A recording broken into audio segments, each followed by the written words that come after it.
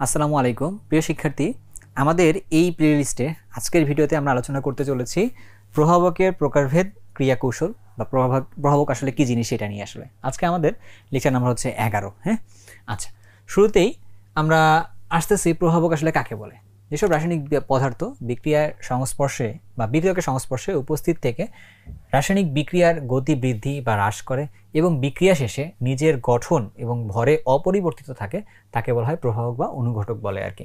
So এইটা একটা জিনিস মাথায় রাখতে হবে আর কি, হ্যাঁ, যে নিজের কোনো পরিবর্তন আসলে হয় না, নিজে আসলে অপরিবর্তিত থাকে। আর মাথায় রাখতে হবে এই প্রভাবক যারা আছে তারা কিন্তু বিক্রিয়া আসলে শুরুও করতে পারে না, ওরা বরং কি করে, ওরা হচ্ছে বিক্রিয়ার গতিকে কন্ট্রোল করতে পারে, হয়তোবা বাড়ায় অথবা আসলে কমায়, এরকম হয় আর কি। তাহলে চলো, এটাকে আমরা কোথায় দেখছিলাম যেন একটা বা পড়াশোনার মধ্যে আমরা কোথায় মাধ্যমে এটা রিলেট করতে চাচ্ছি হচ্ছে আমাদের একটা গ্রাফ ছিল, এরকম মনে আছে মনে হয় আমাদের সক্রিয়ণ শক্তি পড়ার সময় আমরা একটা গ্রাফ পড়ছিলাম, যে গ্রাফের এদিকে ছিল আসলে এনার্জি, এদিকে ছিল হচ্ছে ওই বিক্রিয়াটার জন্য তার অগ্রগতি ছিল আর কি, বিক্রিয়াটার জন্য তার বিক্রিয়ার অগ্রগতি বা সংঘর্ষের অগ্রগতি নিয়ে আমরা আলোচনা করছিলাম। সেই গ্রাফের ক্ষেত্রে কী হয়েছিল, ধরো এটা ছিল আমাদের কার জন্য, রিঅ্যাক্টেন্টের জন্য। তো রিঅ্যাক্টেন্টগুলো সংঘর্ষ করে করে শক্তি বাড়ে, পরবর্তীতে এরকম হয় আর কি। এখন এটা হলো তার জন্য প্রোডাক্ট, আর এটা ছিল তাদের জন্য কি, এক্সাইটেড অবস্থার জন্য যে শক্তিটা হয় বা কমপ্লেক্স যেখানে গঠন করে সেটা ছিল এই পজিশনটা আর কি, সেটা। আচ্ছা, তাহলে ধরে নিলাম আমরা একটা রিঅ্যাক্টেন্ট থেকে প্রোডাক্টের দিকে যাচ্ছি, তাহলে এখানে কোনো কিন্তু প্রভাবক আমরা ইউজ করিনি, কোনো কিন্তু প্রভাবক ইউজ করা হয়নি। প্রভাবক ইউজ না করার দরুন এখানে সক্রিয়ণ শক্তির মান কত, এখানে সক্রিয়ণ শক্তির মান হচ্ছে এটা হচ্ছে তার জন্য সক্রিয়ণ শক্তির মান ই অফ এ। তাহলে প্রভাবক ইউজ করলে তাহলে কি হয়, প্রভাবক ইউজ করলে সে যে কাজটা করে সে করে হচ্ছে এরকম, সে এই জায়গা থেকে শুরু করে হচ্ছে এই মানটাকে কমায় দেয়। তার মানে কি, যেটাই রিঅ্যাক্টেন্ট ওইখান থেকে আবার ওই প্রোডাক্টেই যায়, এই রিঅ্যাক্টেন্ট থেকে এই প্রোডাক্টেই যাবে আর কি। কিন্তু আমরা ধরো যে এখানে প্রভাবক নামে ধরো এ নামে একটা প্রোডাক্ট মানে প্রভাবক আমি একটা ইউজ করছি, এখানে এ হইলো একটা প্রভাবক, তো প্রভাবক কি করছে, থাকার দরুন এই জায়গায় খেয়াল করে দেখো, তাহলে সক্রিয়ণ শক্তির মান তাহলে কি করছে সে, তাহলে এই জায়গায় খেয়াল করে দেখো সক্রিয়ণ শক্তির মান ই এ প্রাইম দিলাম, তাহলে এই সক্রিয়ণ শক্তির মানটা সে কমাই ফেলছে। তাহলে সক্রিয়ণ শক্তি কমানোর কারণে কি হয়েছে, অধিক সংখ্যক বিক্রিয়ক পদার্থ বিক্রিয়া করে সেটা অতিক্রম করতে পারবে, যার জন্য বিক্রিয়ার হার কিন্তু বাড়বে, তাই না ব্যাপারটা এরকম। তাহলে প্রভাবক ইউজ করে তাহলে কি হয়, সে এই সক্রিয়ণ শক্তি কমা বাড়া করে আর কি, ঠিক আছে।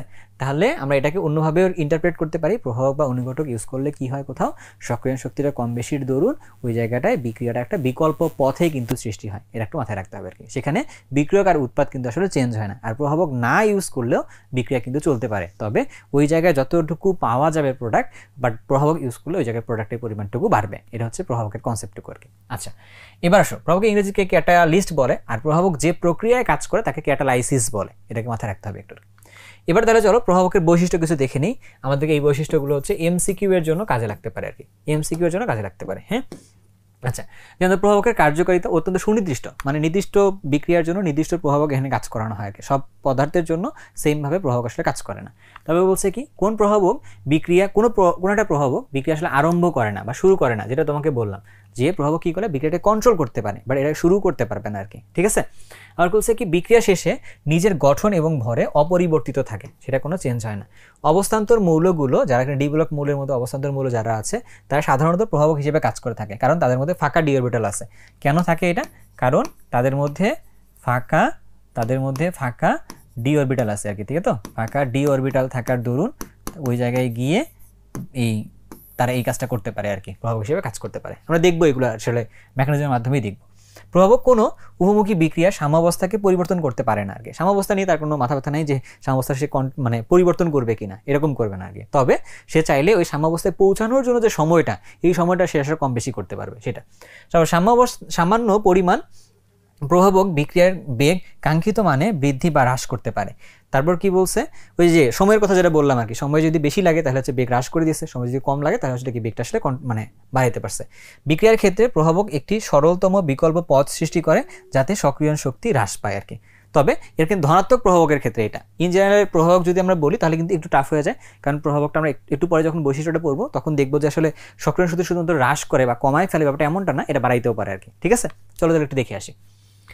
এবার প্রভাবকের বৈশিষ্ট্যের দিকে যদি আমরা যাই, যদি কার্যকারিতার ভিত্তিতে যদি আগায় যাই আমরা, তাহলে দেখবো প্রভাব কয়েক টাইপেরই আছে। একটা হলো ধনাত্মক প্রভাবক হয়, ঋণাত্মক প্রভাবক হয়, আবিষ্ট প্রভাবক হয়, অটো বা স্বপ্রভাবক হয়। আবার ভৌত অবস্থান ভিত্তিক গিয়ে আমরা ভৌত অবস্থা যেটা ভৌত অবস্থা তাহলে কোনটা যেন ওই যে সলিড লিকুইড গ্যাস এগুলো আর কি। তাহলে সেই ক্ষেত্রে গিয়ে আবার দুই ধরনের হতে পারে, সমসত্ব প্রভাবক হতে পারে, অসমসত্ব প্রভাবক হতে পারে। আমরা শুরুতেই দেখবো আসলে ধনাত্মক প্রভাবকটা কি জিনিস সেটা দেখি আর কি। ধনাত্মক প্রভাবক কাকে বলে? যে প্রভাবক কোনো রাসায়নিক বিক্রিয়ার স্বাভাবিক গতিকে আরও বৃদ্ধি করে, হ্যাঁ, এবং তাকে ধনাত্মক প্রভাবক বলে আর কি। এক্সাম্পল এখানে লিখে দেওয়া আছে, পটাশিয়াম ক্লোরেট, এইটাকে নর্মালি তাপ দিলে এটা ডিকম্পোজ করে। ডিকম্পোজ করলে কি হয়? KCl এবং ধরো যে অক্সিজেন গ্যাস তৈরি হয় আর কি। এই বিক্রিয়াটা নর্মালিও কিন্তু হয়, তাপ দিলেও কিন্তু হয়। তবে এই জায়গায় তুমি যে ম্যাঙ্গানিজ ডাইঅক্সাইডকে যদি প্রভাবক হিসেবে ইউজ করো, সে এই বিক্রিয়ার হারটাকে আসলে অনেকগুণ বাড়ায় দেয়, যার জন্য এই অক্সিজেন গ্যাসটা আসলে খুব দ্রুত বের হয় আর কি। নর্মালি আগে যে রেটে বের হইতো তার তুলনায় বেশি রেটে বের হচ্ছে। আবার দেখো নাইট্রোজেন এবং হাইড্রোজেনের বিক্রিয়া খুবই আমাদের ফেভারিট বিক্রিয়া, আমাদের প্রথমের দিকে আমরা সবাই এটা পড়ছি। সো এই বিক্রিয়ার মাধ্যমে আমরা অ্যামোনিয়া তৈরি করি। এখানে তুমি যদি আয়রনের গুঁড়া ইউজ করো তো তখন দেখা যায় এই বিক্রিয়ার ক্ষেত্রেও বিক্রিয়ার হারটা বাড়ে। তাহলে ধনাত্মক প্রভাবকের ক্ষেত্রে তাহলে গ্রাফটা কেমন হবে? আমরা শুরুর দিকে যে গ্রাফটা ড্র করছিলাম না আজকে, তো ওইটাই হলো আমাদের কাছে কি ধনাত্মক প্রভাবকের জন্য গ্রাফটা। ধরো এইটা হচ্ছে কি প্রভাবক সহ, এই গ্রাফটা ধরলাম, এটা ধরলাম প্রভাবক ছাড়া।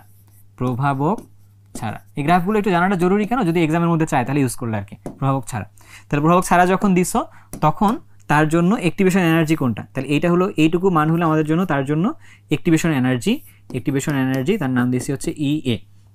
তবে যখন আমরা এখানে প্রভাবক ইউজ করলাম, প্রভাবক ইউজ করছি আর কি, তাহলে এই গ্রিন লাইনটা যেটা, এটা আসলে কি প্রভাবক সহ। তাহলে প্রভাবক সহ দিলে তাহলে এই জায়গায় খেয়াল করে দেখো তার অ্যাক্টিভেশন এনার্জি, তাহলে সে কি করছে?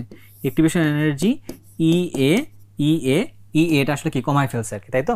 তাহলে অ্যাক্টিভেশন এনার্জি কমায় ফেলছে, তার মানে বেশি সংখ্যক বিক্রিয়ক পদার্থ বিক্রিয়া করে উৎপাদে পৌঁছাইতে পারবে, যার জন্য বিক্রিয়ার হার আসলে বাড়তেছে, তাই না? তাহলে এটাকে ছিল এনার্জি, এদিকে ছিল আসলে কি, এদিকে ছিল হচ্ছে অগ্রগতি ছিল আর কি, অগ্রগতি ছিল, তাই না? তার মানে EA prime is less than EA এরকম ছিল, যার জন্য বিক্রিয়ার হার কি হয়? আসলে বিক্রিয়ার হার বাড়ে আর কি। ব্যাপারটা ক্লিয়ার? ওকে, তাহলে কি কি নাম তুমি জানলা? ম্যাঙ্গানিজ ডাইঅক্সাইড, আয়রন চূর্ণ, এগুলো তোমার আসলে কি? এগুলো তোমার জন্য ধনাত্মক প্রভাবক হিসেবে কাজ করতেছে। তুমি চাইলে কয়েকটা রাইটারের বই মিলায় এই সকল ধনাত্মক প্রভাবক, ঋণাত্মক প্রভাবকের যে সকল উদাহরণ আছে এগুলো মনে রাখতে পারো, তাহলে তোমার জন্য আসলে কাজে যেতে পারে এমসিকিউর জন্য। তবে এগুলো হচ্ছে ম্যাক্সিমাম সময় এমসিকিউতে আসছে, একটু খেয়াল রাখতে হবে আর কি এরকম। আচ্ছা, তবে শুধুমাত্র এরকমই না, পাশাপাশি আমরা আরেকটা যেটা জানি, এই যে H2O2, এই জায়গাটার ক্ষেত্রেও যদি তাপ দেওয়া হয় এটা কিন্তু ভেঙে যায়, ভেঙে গিয়ে কী তৈরি করে? অক্সিজেন তৈরি করে, অক্সিজেন আর পানি তৈরি করতেছে। তবে এই জায়গাটায় তাপ দিলে প্রভাবক ছাড়াও বিক্রিয়াটা হয়, তবে প্রভাবক দিলে যেমন ধরো ম্যাঙ্গানিজ ডাইঅক্সাইড দিলেও বিক্রিয়াটা হয়, অথবা এই জায়গায় আবার FeCl3 দিলেও কাজ করে, অথবা এই জায়গায় যদি আমরা KIO দেই, হ্যাঁ, পটাশিয়াম আয়োডাইডে যদি দেওয়া হয় তখনও কাজ করে আর কি। তো এগুলো এখানে তখন প্রভাবক হিসেবে কাজ করে এই বিক্রিয়াটার জন্য। সো চলো আমরা ওই বিক্রিয়াটা আজকে এখন এই মুহূর্তে এখানে দেখবো আর কি, যে আসলেই হাইড্রোজেন পারঅক্সাইডের মধ্যে এরা দিলে আসলে কীভাবে কাজ করে বা না করে আর কি। চলো তাহলে একটু এটা দেখি। এখানে বিক্রিয়াটা ঢুকবে, ঠিক আছে, এক্সপ্লেনেশনটা ঢুকবে। ওকে, আমরা কি করলাম? আমরা এটার ক্ষেত্রে আসলে মানে দেখে ফেলছি যে আসলে পারঅক্সাইডের ক্ষেত্রে এরা কি করতে পারে, আমাদের কাছে ধনাত্মক প্রভাবক হিসেবে কাজ করতে পারে। এবার তাহলে যাচ্ছি কোথায়? আমরা ঋণাত্মক প্রভাবকে তাহলে যাচ্ছি। ঋণাত্মক প্রভাবক কাকে বলে? যে প্রভাবক কোনো রাসায়নিক বিক্রিয়ার স্বাভাবিক গতিকে হ্রাস করে, তার মানে ওই জায়গায় আমাদের কি অ্যাক্টিভেশন এনার্জি তাহলে বৃদ্ধি করে। তার মানে এই জায়গায় তাহলে কি বলতে পারি? তাহলে ওই বিক্রিয়ার জন্য অ্যাক্টিভেশন এনার্জি যেটা, এটা আবার বাড়ায়, তাই তো? বাড়ায় ফেলে আর কি। তাহলে ওই বিক্রিয়াটাকে আমরা কি বলি? আসলে ঋণাত্মক প্রভাবক বলি, এবং ঘটনাটাকে কি বলি? ঋণাত্মক প্রভাবন বলে আর কি, ঠিক আছে? আচ্ছা, তাহলে যেমন ধরো বিক্রিয়া এক্সাম্পল দিয়ে দেওয়া আছে, হ্যাঁ, সোডিয়াম সালফাইটের সাথে অক্সিজেনের বিক্রিয়া দিলে সোডিয়াম সালফেট তৈরি হয়। তবে এটা নর্মালি যে রেটে হয় এই রেটটাকে কমানো যায়। কীভাবে কমানো যায়? যদি সেখানে গ্লিসারিন যদি ইউজ করা হয় তখন ওই বিক্রিয়ার জন্য বিক্রিয়ার হারটা আসলে কমে যায়। আবার ধরো H2O2 যেটা আমরা দেখলাম একটু আগে, যে পারঅক্সাইডের ক্ষেত্রে আর কি, যে নর্মালি ম্যাঙ্গানিজ ডাইঅক্সাইড অথবা আমরা যদি এখানে আয়রন ক্লোরাইড যদি দিই তখন বিক্রিয়ার হারটা আসলে বাড়ে। তবে যদি ওই জায়গায় আমরা H3PO4 ইউজ করতে পারি তো তখন দেখা যায় যে হারে বিক্রিয়াটা নর্মালি হয় এই পারঅক্সাইড থেকে হিট দিলে যেটা নর্মালি অক্সিজেন এবং পানি তৈরি হয়, এইটা দেওয়ার কারণে ওই রেটটা আসলে আরও কমে যায় আর কি। তাহলে এটাকে তাহলে কীভাবে সে কাজ করে? সে কাজ করে হলো এভাবে কাজ করে। তো আগেরটার মতো করে আমরা একটু দেখবো। এদিকে ধরো হচ্ছে এনার্জি, এদিকে ধরো হচ্ছে অগ্রগতি দিয়েছে আর কি, ঠিক আছে? দেওয়ার পরে আমরা নর্মালি বললাম এরকম। তাহলে এই জায়গার ক্ষেত্রে কি দেখতেছি? এটাও বলছিলাম আগের মতো করে, এটা হলো প্রভাবক ছাড়া, ওকে। তাহলে এই জায়গার ক্ষেত্রে এইটা হলো আমাদের কাছে ওই বিক্রিয়ার জন্য EA মানে অ্যাক্টিভেশন এনার্জি গেল। বাট যখনই আমি প্রভাবক দিছি, ঋণাত্মক প্রভাবক যদি দেই, তো ঋণাত্মক প্রভাবক দিলে এই মানটা অনেক বেড়ে যায়। তো বেড়ে গেলে উৎপাদক সেম থাকে, কিন্তু এই জায়গার ক্ষেত্রে আবার তখন কি হয়, এই জায়গার ক্ষেত্রে অ্যাক্টিভেশন এনার্জির মান বেড়ে যায়। তাহলে তখন এটা দাঁড়াইলো হচ্ছে আমাদের কাছে অ্যাক্টিভেশন এনার্জি প্রাইম দিছি আর কি। তাহলে ঋণাত্মক প্রভাবক ইউজ করলে অ্যাক্টিভেশন এনার্জির মান কি হয়, বেড়ে যায়। তাহলে বেশি সংখ্যক বিক্রিয়ক অণু এইটাকে, এই পাহাড়টাকে অতিক্রম করে এই পাশে আসতে পারবে না। আর যদি না আসতে পারে তখন সে কি হয় না, আসলে সে তার এই উৎপাদ তৈরি করার যে হার, এই হারটা তাহলে কমে গেছে বলে ধরে নেওয়া হইতেছে আর কি, তাই তো। তাহলে এখান থেকে আমরা কি দেখলাম, অ্যাক্টিভেশন এনার্জির মান ইজ গ্রেটার দেন আগে যেটা ছিল সেটা, মানে তুমি যদি প্রভাবক সহ ইউজ করো আর প্রভাবক ছাড়া যদি ইউজ করো আর কি, এটা হলো প্রভাবক সহ। তাহলে তোমাকে যদি বলা হয় ঋণাত্মক প্রভাবক এবং ধনাত্মক প্রভাবকের ক্ষেত্রে এক্সাম্পল অ্যান্ড গ্রাফ সহকারে দেখাও, তাহলে তুমি এভাবে দেখাবে আর কি, বোঝা গেল। ওকে, তাহলে কোনটা কোন এক্সাম্পল পাইছো, গ্লিসারিন অ্যান্ড H3PO4। H3PO4 এমসিকিউটা অনেকবারই আসা, যে হচ্ছে যে কোনটি নিচে ঋণাত্মক প্রভাবক হিসেবে কাজ করছে, তখন তুমি এটাকে ইউজ করতে পারবে আর কি, গেল। ওকে, এবার তাহলে যে পরেরটাতে অটো বা স্বপ্রভাবক কাকে বলে আর কি। কিছু কিছু পদার্থ আছে, তারা কি হয়, কোনো রাসায়নিক বিক্রিয়ায় উৎপন্ন পদার্থের একটি নিজেই প্রভাবকের ধর্ম সম্পন্ন হয়, নিজেই প্রভাবন ধর্ম সম্পন্ন হয়, প্রভাবকের ধর্ম সম্পন্ন হয় বা প্রভাবন ধর্ম সম্পন্ন হয়, এবং তার নিজেই এই বিক্রিয়ার গতিকে বৃদ্ধি করে, তখন তাকে অটোপ্রভাবক বা স্বপ্রভাবক বলে আর কি। এই বিষয়টাকে অটোপ্রভাবনও বলা হয়। প্রভাবনটা হচ্ছে জাস্ট প্রক্রিয়াটার নাম।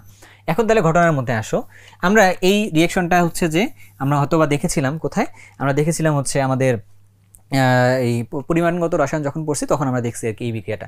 তো তখন কি হয়, প্রথমে পারম্যাঙ্গানেটের সাথে যখন সালফিউরিক অ্যাসিডের উপস্থিতির মধ্য দিয়ে আমরা অক্সালিক অ্যাসিড দিই, তখন কি হয়, এখান থেকে কি পাওয়া যায়, কার্বন ডাইঅক্সাইড গ্যাস পাওয়া যায় আর ম্যাঙ্গানিজ সালফেট পাওয়া যায় আর কি। তো ম্যাঙ্গানিজ সালফেট যেটা আছে ওর নিজের একটা প্রভাবক ধর্ম আছে, তো তখন সে কি করতে পারে, এইটা যত তৈরি হইতেছে তত বিক্রিয়ার হারটা আরও আস্তে আস্তে বাড়তেছে আর কি।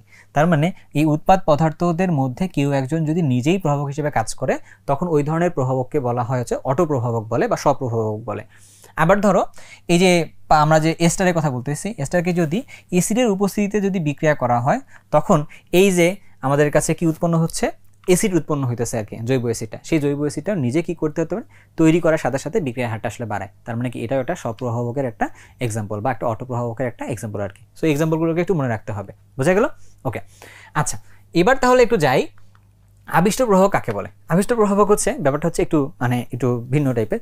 হ্যাঁ, আবিষ্ট প্রভাবক মানে হচ্ছে এরকম, অনেক সময় দেখা যায় আমরা যখন পিকনিক যাওয়ার সময়, কলেজ থেকে বা স্কুল থেকে পিকনিক যাওয়ার সময় দেখা গেলো আমাকে বাসা থেকে যাইতে দিল না আর কি, তখন আমরা কি করি, যে অমুক যায়, হ্যাঁ অমুক যদি যায় তাহলে তার নামটা আমার বাসায় এসে যখন বলি যে মা বা বাবা যে ও যাইতেছে, তার সাথে আমি গেলে একটু ভালো হইতো আর কি, ঠিক আছে। তো তখন দেখা গেলো যে ওর যাওয়া হচ্ছে বলে তোমার যাওয়া হইতেছে, এরকম যদি হয় তখন ওই যে তাকে আমরা বলতে পারছি তখন কি আবিষ্ট প্রভাবক হিসেবে কাজ করে। তো চলো ওই জিনিসটাকে একটু এখানে দেখে আসি। যেমন ধরো এই যে এই সোডিয়াম আর্সেনাইড এইটা, তো এইটার সাথে সাধারণত এইটার বিক্রিয়া হয় না, সাধারণত এটার সাথে কি এটার সাথে ধরো যে অক্সিজেনের সাধারণত বিক্রিয়া হয় না আর কি, অক্সিজেন বিক্রিয়া দিলে সে নো রিঅ্যাকশন আকারে থাকে, তার মানে ধরো যে ও একা একা আসলে পিকনিকে যেতে পারে না আর কি। তবে এই অক্সিজেনটা যদি আবার সোডিয়াম সালফাইডের সাথে বিক্রিয়া করে তখন সে আবার এটা তৈরি করতে পারে, সেটা আমরা আগের থেকেই জানি। তার মানে কি, যদি ওইটার প্রেজেন্স থাকে তখন কি হয়, ওর আবার তখন পিকনিকে যাওয়া হবে আর কি। তার মানে কি, এই দুইটা পরস্পরের মাঝখানে বিক্রিয়া করবে কখন, যদি সেই জায়গার মধ্যে আমরা সোডিয়াম সালফাইড দেই, তো তার মানে হচ্ছে কি এইটা তখন আমাদের কাছে একটা আবিষ্ট প্রভাবক হিসেবে কাজ করতেছে আর কি।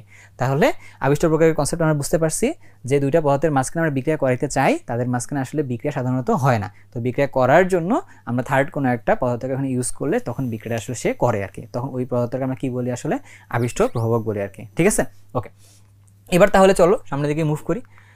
এখন তোমাদের কাছে একটা প্রশ্ন, যে প্রশ্নগুলো আসলে এমসিকিউর মধ্যেই হইতে পারে, এই টপিকগুলো থেকে আসলে এমসিকিউ থেকেই প্রশ্ন আসার মতো আর কি, আসলে খ নাম্বারেও আসতে পারে, যে হেবার পদ্ধতিতে আয়রন প্রভাবক ব্যবহার করে নাইট্রোজেন এবং হাইড্রোজেন গ্যাসের বিক্রিয়ায় অ্যামোনিয়া তৈরি হয়, প্রভাবকটার ভূমিকা কীরকম। এটা একটা ধনাত্মক প্রভাবক, তাই না? আয়রন একটা একটু আগে যেটা দেখে আসলাম, এটা একটা ধনাত্মক প্রভাবক আর কি। তাহলে এটি সক্রিয়ণ শক্তি হ্রাস করে অ্যান্ড বিক্রিয়ার জন্য বিকল্প পথ সৃষ্টি করে। হ্যাঁ, ধনাত্মক প্রভাবকের ক্ষেত্রে আমরা পড়ছিলাম এরকমই মনে হয়, যারা হচ্ছে পজিটিভ প্রভাবক তারা কি করে, অ্যাক্টিভেশন এনার্জিটা কমায় ফেলে আর কি। আর যারা হচ্ছে নেগেটিভ প্রভাবক তারা কি করে, তারা অ্যাক্টিভেশন এনার্জির মানটা বাড়ায় ফেলে। এটা আমরা গ্রাফের সাহায্যে দেখছিলাম। তাহলে আসলে কোনটা এক নাম্বারটা আসলে অ্যান্সার, বোঝা গেল। ওকে, আর এর মধ্যেই আমাদের মনে যদি প্রভাবক নিয়ে আরও একটা প্রশ্ন জমতে পারে চাইলে আর কি, সে প্রশ্নটা কীরকম, যে প্রভাবকের সাথে কি পদার্থের দশা বা অবস্থার কোনো সম্পর্ক আছে কিনা। যেহেতু আমরা প্রভাবক নিয়ে কথাবার্তা বলতেছি, তাহলে প্রভাবকটা লিকুইড হতে পারে, সলিড হতে পারে, গ্যাস হতে পারে। তাহলে প্রভাবকটার এই দশার সাথে যে পদার্থগুলো বিক্রিয়া করতেছো তাদের কোনো নির্দিষ্ট কোনো সম্পর্ক আছে কিনা, যদি থাকে তাহলে সেটা কি। তাহলে এই বিষয় নিয়ে তোমার মনের মধ্যে কি উত্তর আসতেছে, তুমি কি ভাবতেছো, তোমার অপিনিয়নটা তুমি ড্রপ করতে পারো কমেন্ট বক্সের মধ্যে আর কি। তাহলে তোমার জানা বা তোমার জ্ঞান থেকে আসলে অন্য কেউ শিখতে পারলো, এবং এখান থেকে আসলে তুমি আরেকটা ড্রাইভ পাইতে পারো। আর তোমরা যদি একান্তই না জানো বা তুমি তোমার থটটা আসলে এখানে দিয়ে দাও, তাহলে তুমি পরবর্তী ভিডিওগুলো দেখার মাধ্যমে তুমি সেখান থেকে তোমার উত্তরটা পেয়ে যাবে আর কি। তো ধন্যবাদ তোমাদের সবাইকে, আজকে এই পর্যন্তই, আল্লাহ হাফেজ।